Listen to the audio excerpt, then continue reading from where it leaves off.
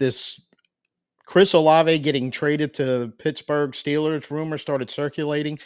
24 hours later, I'm pretty much ready to say it's 90% fake news and possibly 100% bullshit. Plus, we're going to talk a little bit about real news, Brock Purdy's deal in Frisco yesterday afternoon. I'm Tim.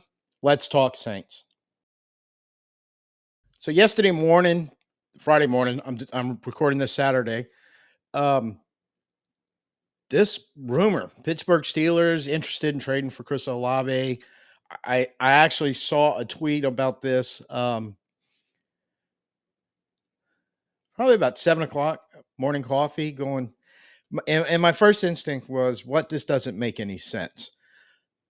But it kind of picked up a little steam. But kind of breaking down what I started looking at is, I was like, okay, where's this coming from? First off, because none of the names I'm used to seeing was associated with this. And it was a little difficult to do to trace it down. I actually had to start doing some searches. When I started finding was websites, Steelers websites. The first two I found, Pin Live, an article by Nick Farabaugh, I believe you say his name, Steelers Depot, article by Dave Bryan. Um, and then others started popping up. It was actually a grok search on Twitter. Yard Barker, Daily Mail, Yahoo Sports, Athlon. Some of these were behind paywalls and couldn't necessarily read the whole article. I might be able to get a first couple of paragraphs or nothing at all or somewhere in between. But the best I could kind of piece together, and then a grok search kind of also confirmed, found a name, Adam Crawley, who is a radio guy for the Fan, which is some station, I'm assuming somewhere around the Pittsburgh area, if not in it. And this apparently is something either he said on air, because I could not find any copy of that anywhere, or that's where he works. And he threw a tweet out there. The one tweet I could find was this one. And this is apparently what more or less touched it off.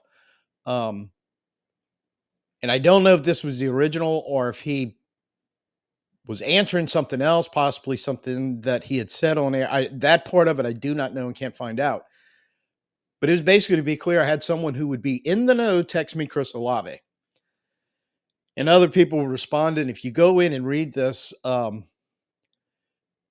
this whole thread, there are all kind of people that are putting in their own 2 cents in here, one way or the other, about the validity, the possible validity of this.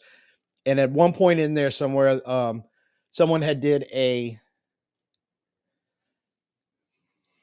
community notes type thing where I was saying that this was unconfirmed. There was no second source. I don't even know if that's necessarily true or not. It's a big mystery. But what I didn't see at any point in the last 24 hours, and I checked in this morning, couldn't find it, somebody like a Rap Sheet or an Adam Schefter or Tom Pelissero, anybody like that, weighing in on this at all, which that's where I feel like, okay, maybe there's something to this and they just can't confirm it. But for them to not even acknowledge it, it was kind of weird. So at this point, I'm going back to my original doubt when I first read it, the thought process of why would they do this? This makes no sense on either side.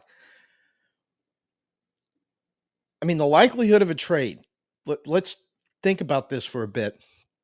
Olave was a first round pick. We just picked up his 5th-year option, which is normally a pretty key indicator. You plan on keeping the guy around, and I think the majority of the time you do that because you're trying to keep the window open to rework the deal or a contract extension and not even have to deal with that 5th-year option. Basically, new contract, take it off the books.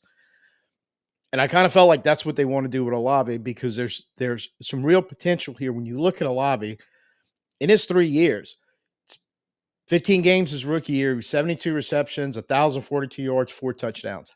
Not bad. Following year, 16 games, 1,123 yards and 5 touchdowns on 87 receptions. Last year only played 8 because of the injury, 32 receptions, 400 yards, 1 single touchdown. His per catch average over the years, 14.5, then 12.9, then 12.5.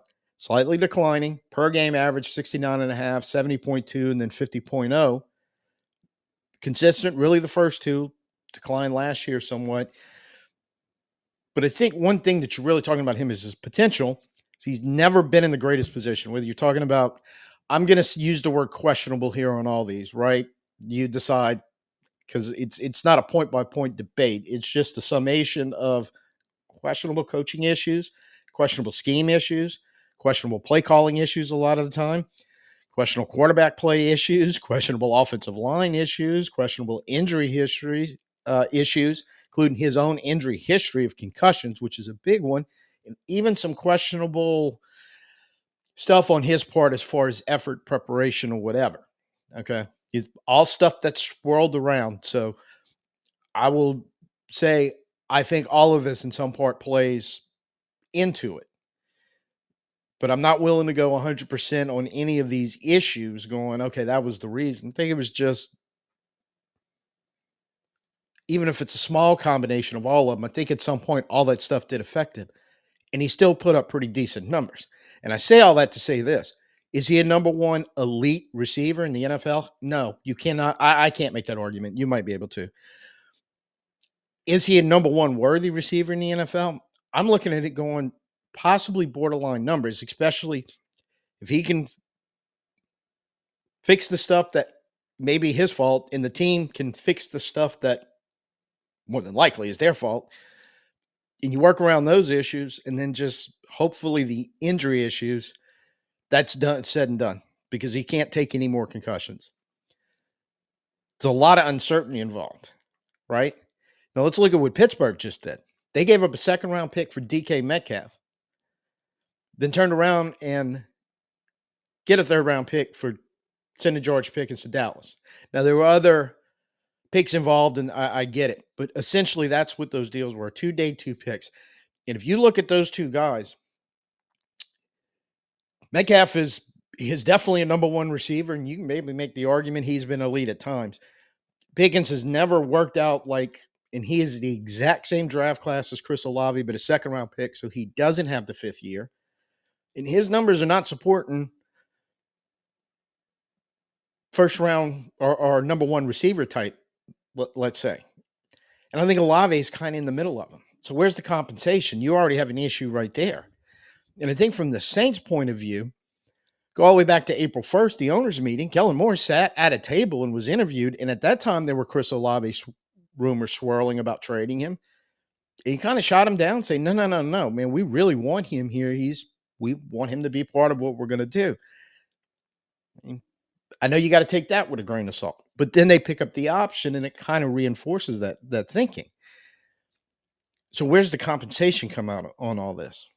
What is Pittsburgh willing to give up for the question marks? And the Saints are more or less, I mean, in for a penny, in for a pound at this point with Olave. You're not really risking a whole lot more once you picked up that 5th year option. You kind of rolling the dice saying, yeah, we're in. Let's see how this turns out. And I think it's a worthy dice roll, especially you go on young quarterback. The last thing you need is our receiving core is shaky already, taking arguably the best guy off of it and sending him to Pittsburgh. So I can't see the logic in this anywhere around with any of the parties involved. I will play devil's advocate here. I'm not saying I saw, read, or think any of this, but just as a devil's advocate, because a lot of times receivers, not a lot of times, you normally get at least one a year, and Pickens and Metcalf both, I think, kind of fall in this category. They make overtures of going, I want to get moved to another team, right? But you normally hear about that before it happens. And nobody else that I know of, has heard anything coming out of Olave's camp on that. So even if somebody would come up with the argument, well, this may be Olave trying to push this, I don't think there's anything there that suggests that to be true. And even if it was, and this is the devil's advocate part, even if it was, which I am saying I don't think it is, and I have no knowledge of, why would he pick Pittsburgh? Definitely not moving into a better quarterback situation right now, unless Pittsburgh signs Aaron Rodgers. More on that in a second when we get to the Brock Purdy stuff. So initially skeptical on this whole deal.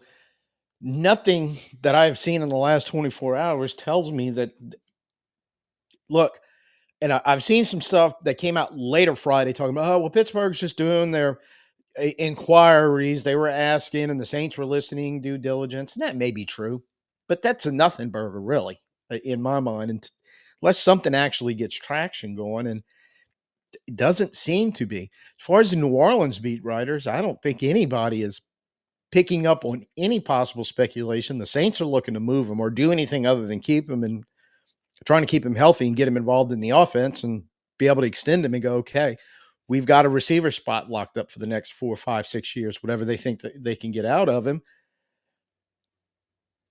And again, I just can't see what you're trying to do on offense with the quarterback situation going, let's keep stacking the team with non number one top NFL receivers by letting one of the two on the books right now that we possibly have with him and Shaheed. Let's send one of them off, make the job of everybody, but especially whoever's going to play quarterback a lot harder. To Let me dropping this on Saturday. I'm going 90% fake news right here. I just cannot see where there's any reality in this, but I can't write it off yet because two things I've learned in about the last year I've been doing this. One, NFL teams do stupid shit. That's a given. Stuff that makes no sense. It's going to happen, and we've had our fair share. And to be honest, so has Pittsburgh over the last couple of years. And two, nothing is ever 100% till it's 100%. So you kind of leave the door open, but I really feel like in the next couple of days that we can convincingly think and say, no, this was 100% BS the whole entire time. And the other thing I want to talk about just briefly is real news that happened Friday afternoon. Brock Purdy signed a 5-year, $265 million deal with Frisco. So far, what I've seen, 181 in total guarantees. There's no fully guaranteed number yet. I'm sure that's going to come out at some point, but they did mention 165 million of that is guaranteed the first 3 years. My guess, a lot like we did when we signed Derek Carr, it's a signing bonus that includes, in this case, a 3-year span. So what you're basically doing is you're giving him a ton of money in signing bonus. He's agreeing to take a fully guaranteed QB minimum for those 3 years salary. But what it amounts to is 165 million guaranteed. So you're coming out to about $51 million per year on average yearly salary for him. That just raised the ante even more in veteran starting quarterbacks who look to be pretty good in his first 3 years. Now, I think this is a bit of a gamble on Frisco just as an offshoot because they're kind of in rebuilding mode. Debo's not there anymore, and they're in some of the pieces they're relying on. Kittle's is getting older. Ayuk's coming off of injury. McCaffrey's coming off of injury. So they're basically saying, yeah, we think he's our guy. We're going to, even if this is a rebuild, similar to what we're talking about, we're keeping him locked down here. We're going to build around him. So we'll see how it turns out. But I think the two things that affect the Saints is what I just said. We're in similar. And it's probably a good thing we wound up trying to build around a young quarterback. And really think we're going to start out the gates trying to do it with Tyler Shuck. But a rookie quarterback on a rookie deal. You can avoid this mess. That's a lot of money. Um, the only other way you can avoid it is go prove it deals or bargain hunting lower NFL quarterbacks. Not lower, excuse me, lower tier NFL quarterbacks than these top guys, and going, well, you see if you hit on one, and then okay, once we get down the road, we can pay him once we fix our salary cap, which is a second, really big thing for the Saints. Had we tried to continue to keep going in the veteran quarterback market with our salary cap problems, I know we try to massage around it, but sooner or later, with numbers like this, we were going to get priced out of that market and probably wind up in this situation anyway. So at least whether we intended it, again, I've said this a couple of times in this crazy offseason, whether this was the plan all along or we just kind of stumbled in it. And I think a signature that Purdy deal going, Yeah, we need some breathing space. We need to be able to get good quarterback play without paying a lot for it right now. I realize how crazy that sounds and how hard it is to do, but it's the bed we made over the last couple of years, so we have to lie in it till we can fix it. The other thing on this, and I think this kind of ties back into Olave a little bit, even if there was some serious overtures, Pittsburgh and the Saints talking about trading Olave, whatever, blah blah blah. There still is no quarterback over there, which makes even less sense for Pittsburgh to start giving up draft capital or anything to bring in another receiver when they still don't have a quarterback over there. So what is Aaron Rodgers doing in all this? Is he still sticking by? I'll play for 10 million a year after Purdy just signed that deal. If you're Pittsburgh and you can't, I mean, look, Rodgers hasn't said I do yet. That marriage hasn't quite happened. Um, would you want to start giving up draft capital, knowing you may be in the same boat the Saints are in right now, going, well, that's it. We're just going to have to ride with what we got, sign more than likely a third, because there's only two quarterbacks on the roster. One of them they just drafted. Tell them what we got, and then move on from there and jump into the we're going to have to go draft a quarterback next year situation, which if Shuck, Rattler, and Hayner don't work out, the Saints will also be back in that situation. So I thought the Purdy deal was just an interesting kind of side note that kind of worked its way in this, because until Roger signs, doesn't sign, retires, or whatever, you just got a new benchmark contract for starting quarterbacks thrown out there.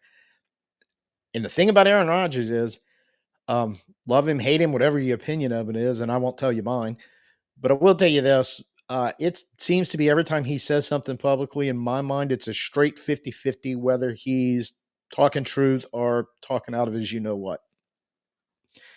I think it's worth something to keep an eye on, especially if come to find out, even though I'm going on record saying fake news, possible BS, there is any teeth to the Olave trade, then who knows what happens.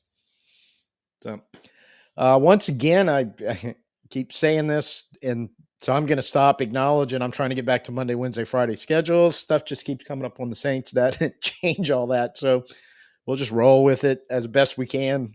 So in that case, if you're here for the first time, definitely give me a thumbs up, and even my normal subscribers, please give me a thumbs up. As I said, we need to keep feeding that algorithm. But also, your first time here, go ahead, give me a subscribe if what you liked, because we're going to continue to kind of keep doing this stuff and keeping stuff informed, doing the growing off season, because there's so many questions to ask. And like I said, I can't go on a normal schedule because stuff keeps popping off on Fridays and Saturdays the last couple of weeks that just go, yeah, we need to talk about that. So make sure you get your notifications to know when I'm getting a video up. So till I see you next time, whatever that's going to be, depending on what kind of the craziness of the off season, I expect it to be soon.